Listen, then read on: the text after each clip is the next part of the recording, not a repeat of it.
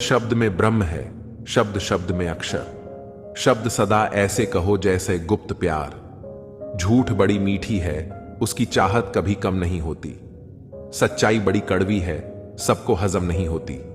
अगर कोई हमारा बुरा करना चाहता है तो वह उसके कर्मों में लिखा जाएगा। हम क्यों किसी का बुरा सोचकर अपना कर्म और वक्त दोनों खराब करें। जो लोग आपके लिए किसी भी हद तक झुक जाते हैं वे सिर्फ आपकी इज्जत नहीं करते, आपसे बहुत प्रेम करते हैं। किसी का सरल स्वभाव उसकी कमजोरी नहीं होता, उसके संस्कार होते हैं। जो चीज हमारे हाथ में नहीं है उसके बारे में चिंता करके कोई फायदा नहीं है।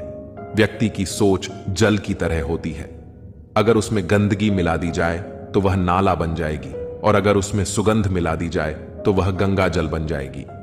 देश में राजा, समाज में गुरु, परिवार में पिता और घर में स्त्री कभी साधारण नहीं होते, क्योंकि निर्माण और प्रलय दोनों इन्हीं के हाथ में होते हैं। दृष्टि महत्वपूर्ण नहीं होती, दृष्टिकोण महत्वपूर्ण होता है। किसी ने संत से पूछा, हे महात्मन, चंद्रमा में कलंक और दीपक तले अंधेरा क्यों होता है? संत ने जवाब दिया, तुम्हें दीपक का प्रकाश और चंद्रमा की ज्योति क्यों दिखाई नहीं देती? हर वस्तु के दो पहलू होते हैं, अच्छा और बुरा। तुम्हें जो संग्रह करना है वही सोचो। मंशा रखो कि किसी को बुरा ना लगे। दिल ऐसा रखो कि किसी को दुख ना हो, और रिश्ता ऐसा रखो कि उसका कभी अंत ना हो। दूसरों की छांव में रहकर हम अपनी परछाई को खो देते हैं, और अपनी परछाई के लिए खुद धूप में खड़ा होना पड़ता है। जो निभा ना सको ऐसा वादा ना करो। बातें अपनी हद से ज्यादा ना करो। मोहब्बत अगर किसी को ज्यादा दोगे तो वह अधूरा छोड़कर चला जाएगा। केवल जिद की एक गांठ खुल जाए तो उलझे हुए सारे रिश्ते सुलझ जाते हैं। जानकारी किसी भी उम्र में हो सकती है, मगर अनुभव उम्र के साथ आता है। ईश्वर ने सृष्टि की रचना करते समय 3 विशेष चीजों की रचना की, अनाज के साथ कीड़े। नहीं तो लोग अनाज को सोने और चांदी की तरह संग्रह करते और मृत्यु के बाद शरीर में दुर्गंध पैदा कर दी।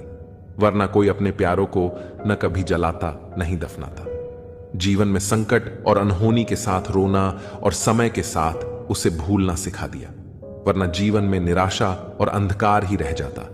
कभी भी आशा, प्रसन्नता और जीने की इच्छा रहती। इतनी नफरत मत रखो अपने दिल में। जिस दिल में नफरत होती है उसमें रब नहीं बसता। अच्छे विचार मेहमानों की तरह होते हैं, उन्हें आमंत्रण देकर मन में लाना पड़ता है, जबकि बुरे विचार बिना बुलाए मेहमानों की तरह होते हैं, उन्हें आमंत्रण की आवश्यकता नहीं होती। भाग्य और झूठ के साथ जितनी ज्यादा उम्मीद करोगे उतनी ही निराशा होगी, लेकिन कर्म और सत्य पर जितना जोर दोगे वह उम्मीद से ज्यादा देगा।